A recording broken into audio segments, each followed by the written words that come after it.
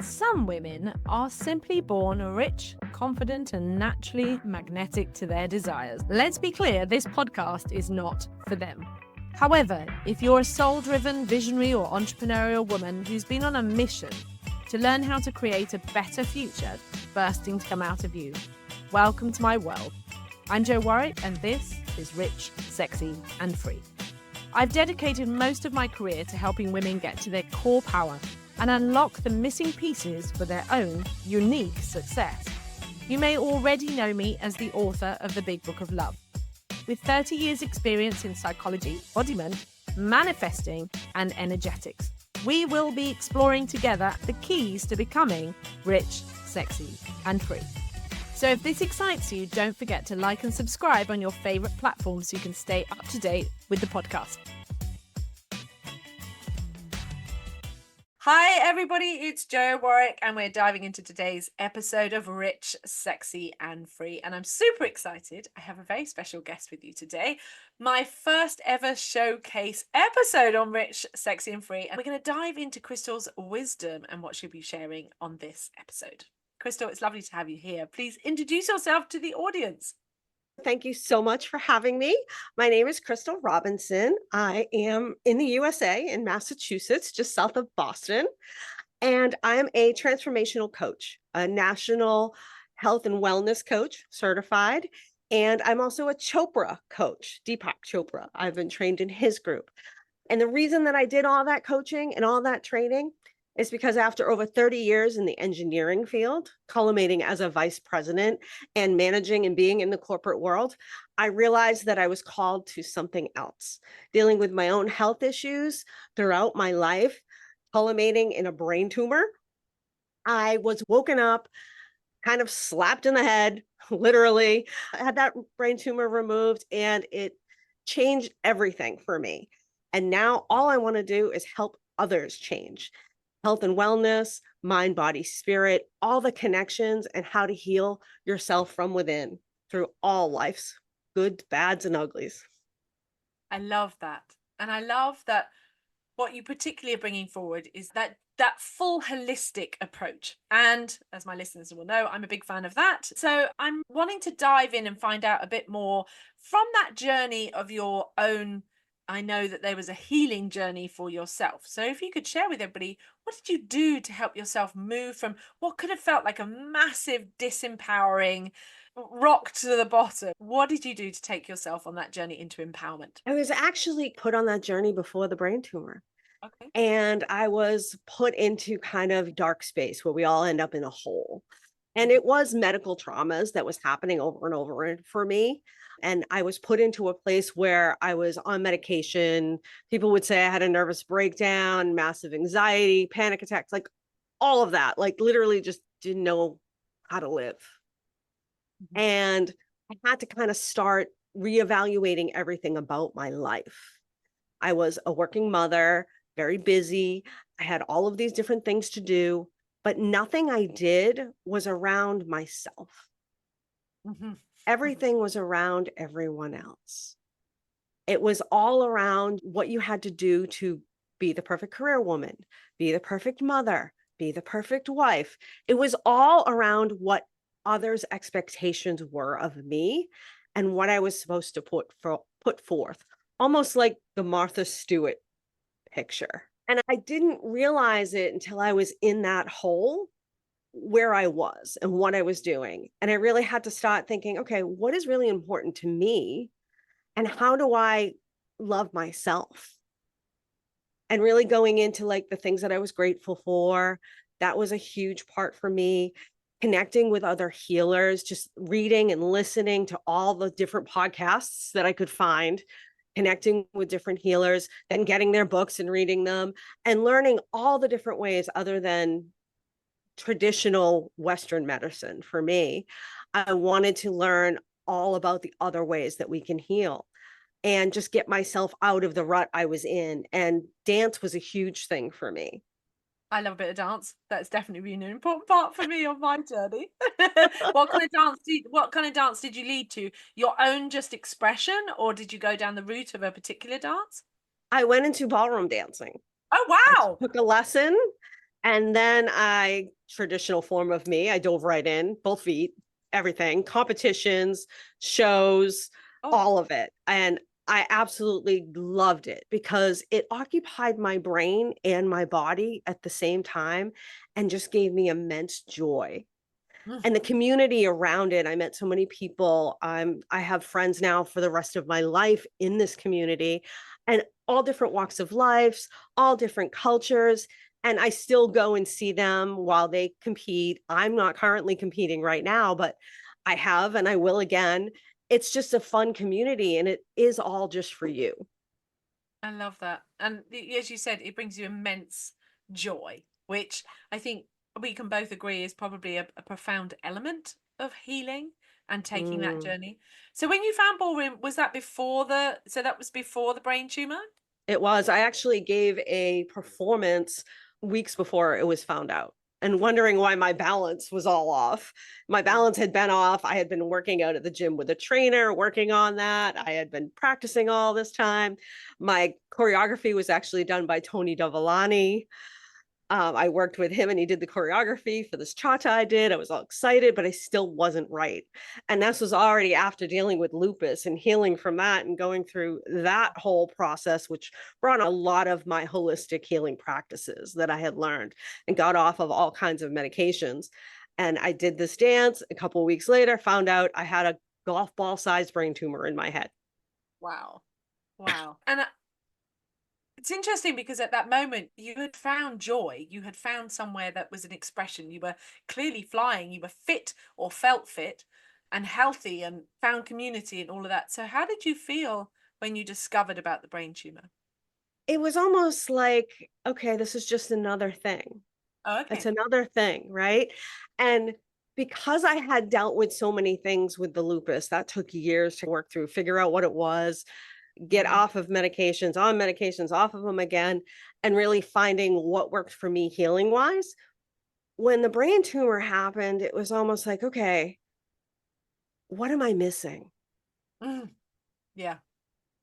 And as I dove into just, okay, I can do this, I can do everything else. Like I have this analogy, just pull up the bootstraps or put on the stiletto thigh highs, whatever it takes, and The just girl. go all in. And that's what I did. Went into research, found a great surgeon, and just gonna get this done. It's gonna happen. I'm gonna be fine. And I got through it. Amazingly enough, really no side effects other than my memory is a little sometimes. But I like to jokes about that. I got screws in my head, but they're not loose. Yeah. Um, but the way that I found after when I was done with it is I realized I was still living a little bit in victim mentality. I was still living in a lot of like shame and guilt over things in my life that I wasn't really processing. Mm, I was just still shoving stuff away. Like you can yeah. live in the joy, you can do all the holistic things, you can eat really clean, you can move really well, you can do all these self-care practices, but until you really work with your emotional brain Yep. and work through those things, stuff's still going to come out and it comes out in the body. Absolutely. If it's ignored, it's eventually going to break the system. Exactly. Your body's just going to tell you. And if you're not listening, and that's what it was for me. That after that, it was just okay. Yeah, if you keep going along this way, something else is going to happen. Yeah. Just And enough. dig in. So I dug back in into more daily gratitude, more like healing practices, more, okay, what am I holding on to? What am I feeling guilty about? What am I feeling shame about? Where am I blaming others? That's always a biggie, isn't it? Yeah. Shame and blame. I always think of it as pass the parcel, the childhood game where you pass the parcel and it's just like, hey, I've got this shame. So why don't I chuck it to you in blame and then you can chuck it around again? And we like pass the parcel, but it eventually it's got to come back to you. Always. It always comes back to you. Always. And it never comes back the same. No. It always comes back differently, right? And sometimes you can really dig into that and kind of end up in that dark hole, right? But I've heard it called an ego death. I don't know if I've you've heard it heard too, of and I that. don't like that. Actually, I you like, know. I I don't. don't like it, but I've heard it call that. And it really isn't because your ego is there to protect you, right? Absolutely. But you also have to understand that some of the things that you're being protected from are just your brain. Your brain likes to be comfortable all the time. Of course And it does. going outside of that comfort is how you grow. It's how Absolutely. you thrive. And you Yeah. have to come through that. And that's what it is, like coming out of that victim mentality, coming through the ego, which is trying to protect you, but knowing that it's useful, especially, in certain situations, but also knowing, okay, maybe I can blame this person for doing this to me. And for me, it was like dealing with years and years of sexual harassment in the corporate and just like never dealing with it, just pushing it down. And then realizing that, okay, what's my part in this? Yes. It Yeah. really got down to, well, you put up with it for 20 years. Mm. Yes, you didn't really know any better because you grew up in a culture that was very similar. Like I grew up with my dad. My mom left when I was young. So it was like I grew up with a man that was everything was very open. So I didn't really think twice about it. But then when the Me Too movement started, it was just like, oh, wait a minute, this is not normal. This Yeah. is not okay. And then really starting to speak out about it and really understand, okay, yeah, I do have a part in this because I just would ignore it. There's a lot of people who want to sit around and say it was done to me, but there is a part that says nothing is done to you unless you are a child. There's a different scenario there, but when you're an adult, nothing is done to you. You always have a part of, do I accept this in any way? Do I invite this in any way? Do I give my power away to allow somebody in? And when you're willing to look at your part in any connection, then you're going to shift that dynamic, aren't you? Yeah, that's exactly what it was. It was really shifting that dynamic as opposed to going into that victim mentality and everybody else that it hurt and the people in your family it hurt and the other women that it might have been done to and connecting with them. And then you're all just living in this, ugh, Yeah. you're And not that's getting out of it. And it's really coming out of it. And I think it's true for all traumas. Like the circle, it's like grief. It's the same, like there's a circle to it. And yeah, you need each part in order absolutely. to understand the others. And it took me a really long time to, okay, I have compassion for myself, for what I had to deal with, for how it shaped me, changed me, hurt me. But also, okay, you can decide now whether you let it continue to do that. Absolutely.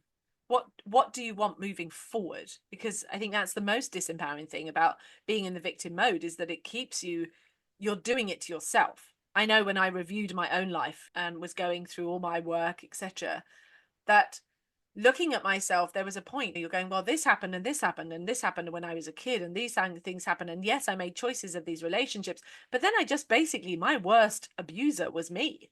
It was the choices I made. It was the voices that I spoke to myself. It was the way that I judged my own body. It was the lack of value that I had for myself. It was the way that I let people come into my own field in a Yeah. way that was like, you're just going to treat me with disrespect. It was the fact that I would sacrifice my well-being, my energy, my heart, my body to please others, to Mm, somehow fit in or be acceptable, or that it would create an easy ride. Even when I was aware of those things, yeah. I still made those choices. That sometimes we do. Sometimes we do. You mentioned something earlier saying about the grief cycle. I was sharing with Crystal before as we were recording this.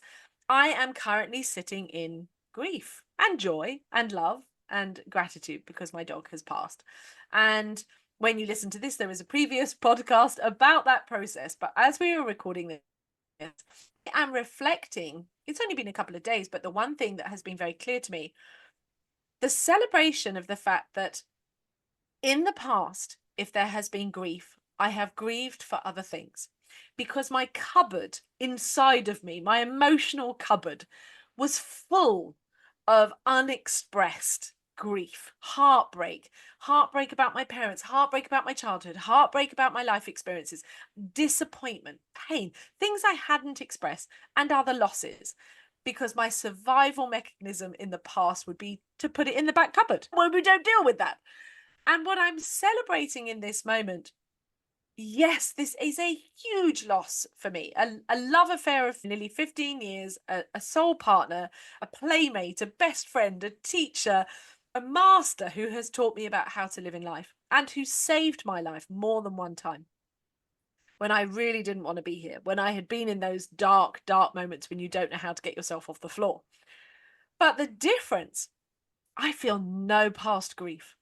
I am so clean from all of that past stuff. I am in just pure gratitude and love and tears because of the crossing, but the ending of a journey. But what I feel is there's no grief or sadness. And there's nothing wrong for grieving for the past. But when you've got to that point, when you've tidied your cupboard, when you've cleaned out, it's like the difference between having to do a deep clean and just doing a clean. I feel at the moment I'm doing a clean, like I'm cleaning for something. But in the past, whether you're grieving a trauma or grieving a loss or grieving, that process is so much more like having to do a deep spring clean of your house. It's heavy and it takes time to move out of that process. So in your journey, what would you say are the three biggest tools that you have used to help you move through that process into your empowerment? Oh, maybe every single day, or maybe it's something you've done over months, but the three biggest things that maybe you tried a million things, but I all know that we have certain tools that we've gone, that really fucking worked for me. And it's for Yeah. you particularly that it really fucking worked. And that you would say, I don't live without this. I have my tools at this moment going through this grief process and I'm moving through it because I'm like, I have my tools. I have this. My tools are, yes, I pray. Yes, I use music. Yes, I meditate. I wild swim. I get out in nature. And as I said to you, one of the things I say is, what would Faith do? Because Faith's attitude to life was live in the moment, get out there and live in joy, live. It's a gift. So I'm very much about tending to my forward with my mind. Okay, I allow for the grief, but we keep coming to that. So what have you been your tools that you would say, this is what's fucking worked for me and I hold on to these? Yeah, the biggest one for me is gratitude. Okay. Yeah. Having gratitude and writing it down Yeah. and doing it while I'm present. Like just Yeah. when I'm driving, noticing things in Yeah. nature. Like right now, we've lost all the leaves on the trees and Yeah. noticing how beautiful the trees are without their leaves. Also noticing the warm cup of tea. Yeah. Right? It doesn't have to be this immense thing. It's just, okay, every day there's something I'm super grateful for. Yeah. The second one for me is meditation. Mhm. Really being able to sit down and just relax my whole body. Mhm. And for me, it may be just going to my guides, Yeah. talking to my dad who's passed, Yeah. talking to my guides. Sometimes it's literally just going to a place that Mhm. I perceive. Sometimes if I don't have the energy, I'll listen to a guided meditation, Yeah.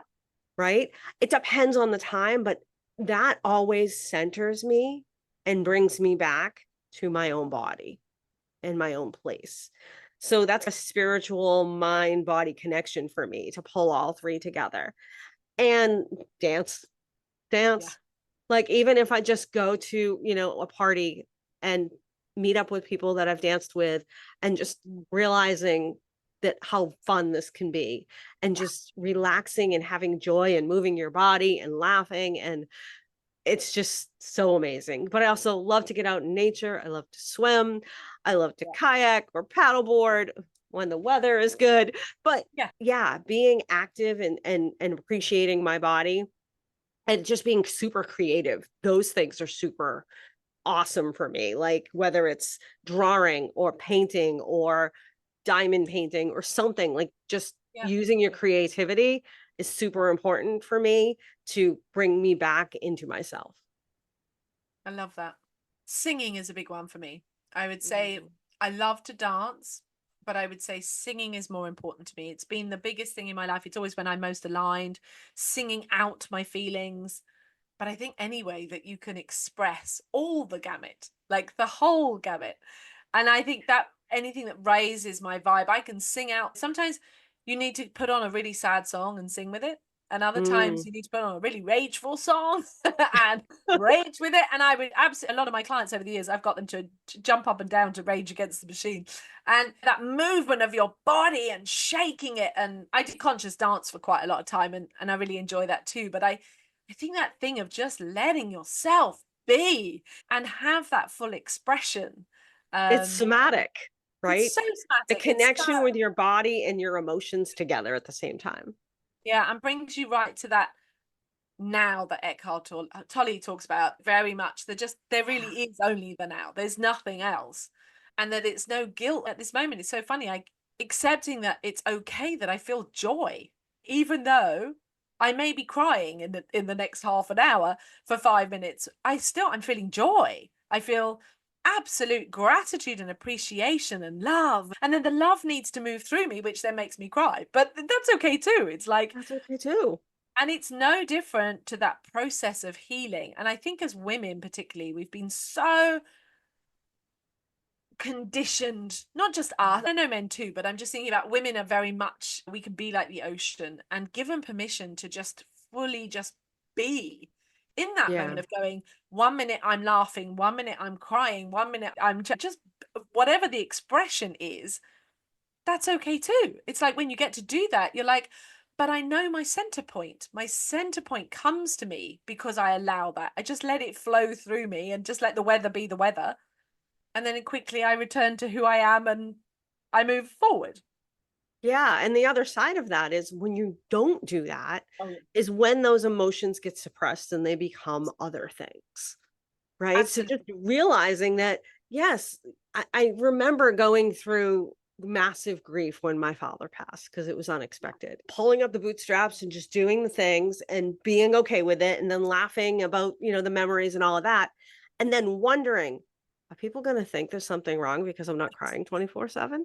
Right? Yeah. Like it's that Yeah. conditioning that you're talking about. And I'm like, no, I'm going to live in the joy. I want to remember the joy. And it's almost, Yeah. there's also this conditioning that happens. And I don't know if it's something that happens in the UK like it does over here, but people celebrate the day of death. I don't like to Mm-hmm. do that. I'd rather Okay. celebrate their birthday or Ah, celebrate something. Why do we remember the day they left us? I'd yeah. rather remember so many other things. And it's something that's kind of happens here. Like there's memorial services on the day they died, a year Well, after year every after year. year. Gosh, we have a wake once you have the funeral. Yeah. Then people will do whatever they need to do, but it's not like Every year for 10 years. no. No. I like the Day of the Dead, just honoring people. I kind of chat to everybody anyway. I always think, well, they're here anyway. I'm in. I Right, just right. I don't do it every conversation. day. Like I'd rather honor them every day for all Yeah, the wonderful things than really kind of wrap around that one day. yeah, yeah. Because then that Right? I feel there's something about that kind of that's a almost that victim mentality of like you left me, you abandoned me. Right. I've lost you, and I think it's how we shift that language in any Mm, subject. In any yep. subject, like you were talking earlier about sexual harassment, we talked about trauma.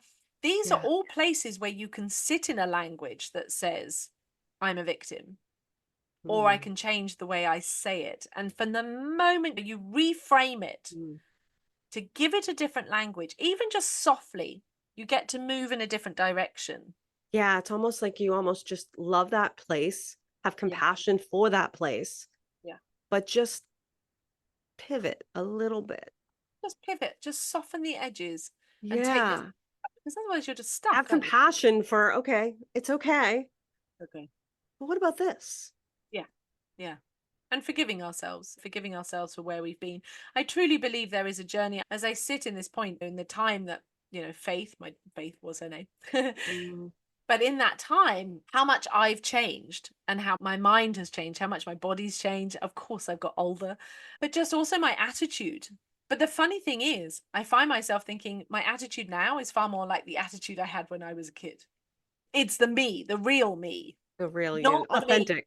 Yeah, the authentic me, not the me. And I feel so I'd be curious to find out how you approach it with your clients, because a lot of the way I've always seen things is we're here to just shed the things that aren't ourselves. So I believe that the real us, the authentic us, is already here. We were born with everything. We came with everything. We just got covered in a whole load of clothing. And it makes me always think of Joey in Friends, where he wears like 85 different items of clothing. And our job is to then just, sometimes we have wake ups like your brain tumor and things like that. Sometimes we have devastating things that come along that are quick. Other times it's a slow burner, or we get sick.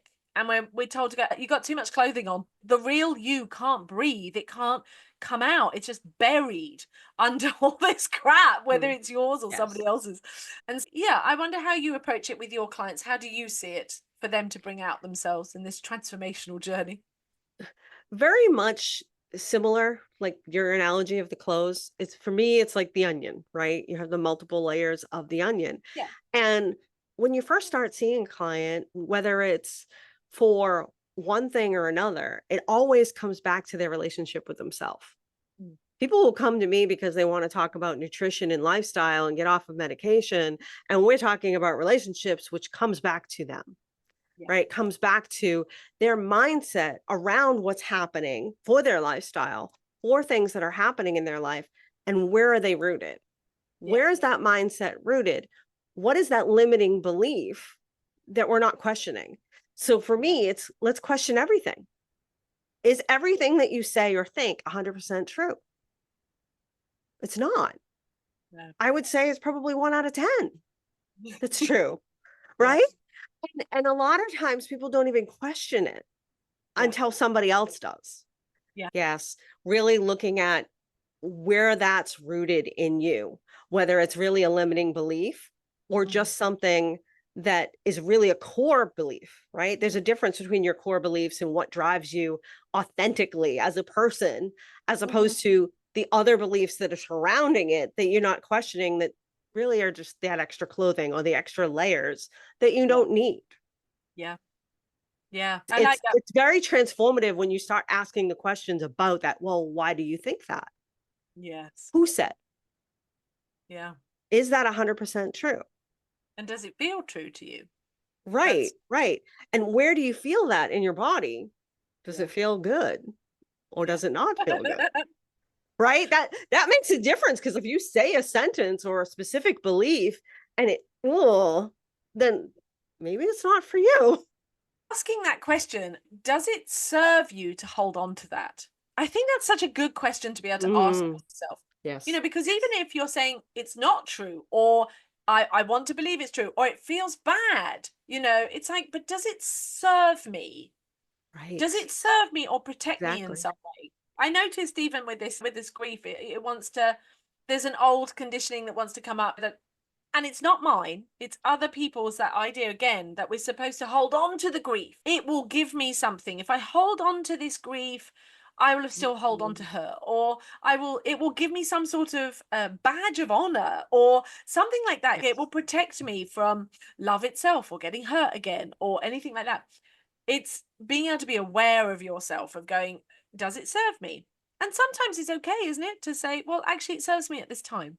If at this time I Yeah. feel like that would serve me and it is serving me for now to hold on to this grief, that's okay too, because that's my truth. I don't think you have to say anything is bad or wrong if it's right for you, if it's giving you what Mm. you want. Would you agree? I completely agree with that, because sometimes those things are serving us by protecting us, Yeah. right? And maybe there are things we don't want to jump into yet, right? Yeah. The process of healing and becoming authentic is lifelong, Yes. Yeah. right? Yeah. Because we grow and change every day from the day we're born until the day we die. And Yeah. new experiences happen every day. So you're constantly just aware. And it's more the awareness of, okay, yeah, this serves me and this doesn't, or Yeah. this is what I need right now Yeah. and not this. And I know this isn't good for me right now, but I need it, Yeah. Actually, I right? have a It's even that. Yeah, I have a friend actually who is going through a grief process, and she is very awake and very aware and has all the tools. And she's able to say at the moment she's taken smoking back up and is eating badly. And she says, I know all of this is wrong and bad for me. She said, and yet it is also right and good for me at this moment because it's what I need. And It's she her said, I will choice. drop it when I'm ready. And I've put myself a date when I'm going to drop it. But for now, it's what I need. And it's okay. Yeah. That works for you. Right. We all have our own coping mechanisms, Yeah. and they're all different, and they change and they morph, Yeah. and they're not always good for us, but they are good in a way. Yes, I think so. I think the transformational process, there's a lot in the world that says, even in the transformational, the healing world, that you've still got to be somehow perfect. There's no such thing as perfect, right? There's just living. Yeah. That's perfection. Is actually living, being in the now. Being in the now. But taking it from that place of, as we come into that, the full idea of moving from disempowerment, that is not living. Disempowerment and victimhood is not living. It's basically giving your life away, Yes. that power force, isn't it? Yes. It's So, stagnant. yeah. It's controlling.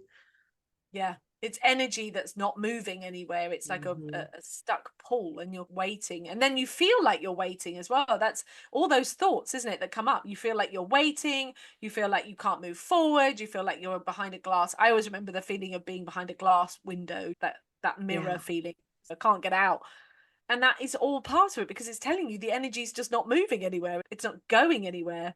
And on a spiritual level, I know many people can fall down when they have a spiritual alignment of wanting to just keep asking spirit, but it's not a spiritual thing. You can have a time of spiritual connection, but it's still got to move through your body. You're here as a human, aren't you? You're here as Yeah. a life experience that has to move through you being active and moving.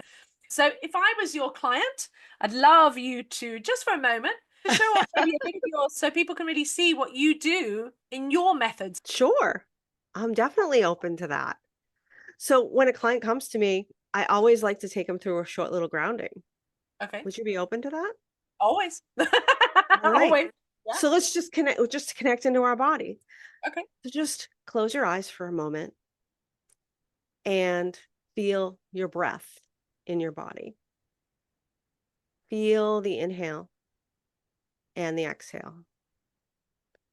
And when the inhale comes in, feel it filling all the way down into your belly and your pelvis.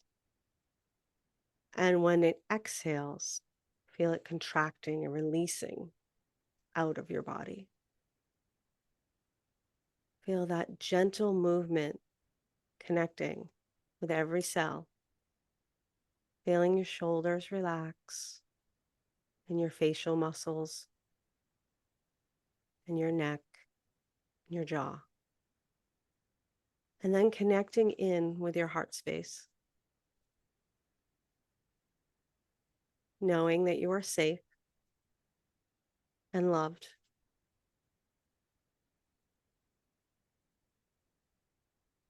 And seeing what your heart space has to tell you today, what it is you need. And then when you're ready, take another deep breath and open your eyes.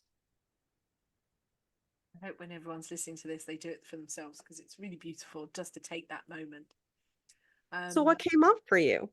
Well, I could breathe into my belly. I could ground. Yeah, I could ground into my root and my belly, and that felt. And then when it came to my heart, there was a gate across my heart. Yeah, I felt like my heart, there was a protection, and that was good to notice, and I was like, and I'm okay with that. The interesting thing is this feeling of wanting to keep her as mine. That's what's very at the forefront. I think that's that gate of going, oh, but she's mine. She's mine. Not shutting out the world, more like, oh, but I want to keep her in here. I would say that's kind of where I'm at. And that's Yeah. nice. Yeah. And that's a beautiful thing to feel, Yeah. Yeah. right? That connection Yeah. is yours. Yeah. Yeah, that connection's yours. And it's okay to feel it. And if it feels like it's caged, then let it be caged. Yeah. Right. And when you're ready to open the cage, that's Mm. completely in your hands, nobody else's. Being aware of it is huge. It is huge. And the permission of it. just to share with the listeners, if you're not watching, I'm trying not to cry at this moment, but And it's knowing that that's okay, that you can cry if you want. yeah, and it is okay. It is okay. Maybe not sobbing on my podcast, but it's okay. But Okay. but that permission giving, I think that's really important for people. Maybe if they haven't reached out to somebody like yourself before, that it isn't about ripping you apart. I think there's a great No. fear if you're new to the journey, or maybe you've woken up enough to go, I don't want to stay in victim. I don't want to stay in this place. I want to move into my empowerment. I want to gain my power back. What power means. A lot of people think it's about power. We're not talking about that. We're talking about claiming yourself back to yourself. All of that emotional, mind, body, energy, spiritual, everything. Yeah. Just you back to you. That I think you've demonstrated really lovely there. It's soft. It doesn't have to be a painful thing, but it can be incredibly powerful. Healing and loving and compassion. And even if you don't know that, and I think for a lot of people, that's also the thing, they don't know what that looks like. Compassion Yeah. looks, That you it's know? not about digging. It's not about telling you, open the gate. What's Yeah, behind yeah, the gate. yeah, That's yeah. not my business, No, right? no, I am a facilitator for you to yeah, help you work through what it is you want to work through. yeah, And if you're not ready for that, then that's your choice. You should yes. never be pulled into something you're not ready for. Absolutely. I think that's a beautiful thing for people to hear because that's so true.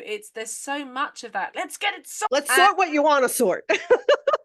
Sort what you want to sort and take your time. But I think that's very much a very feminine approach. It's a very soft, feminine approach. And the security of, I can very feel that you're grounded, you've done the work to feel that safety with someone to say, if you hadn't have gone through your journey, of course, I think you realize is that your journey, of course, has made you able to hold that space for people so that they feel Yes. safe with you.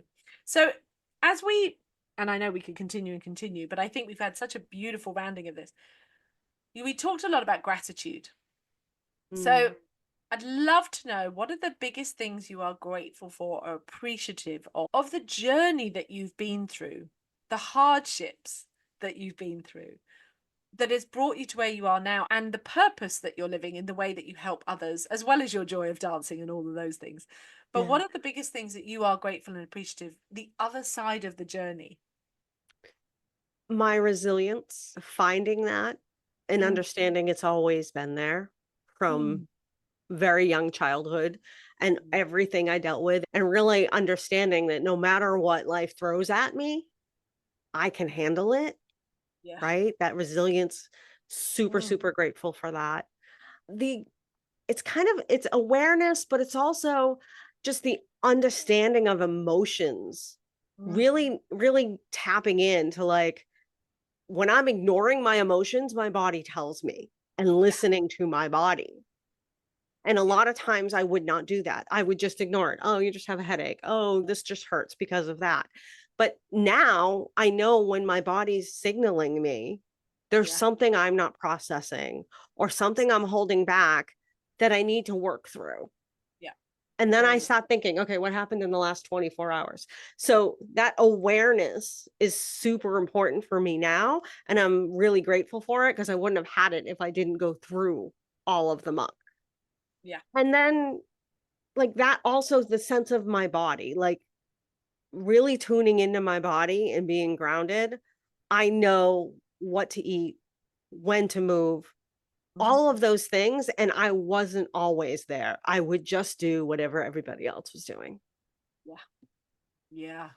So gratitude for my body and how this amazing Mm, organism of cells on top of cells that multiply and do 50 million different jobs without me thinking one thought.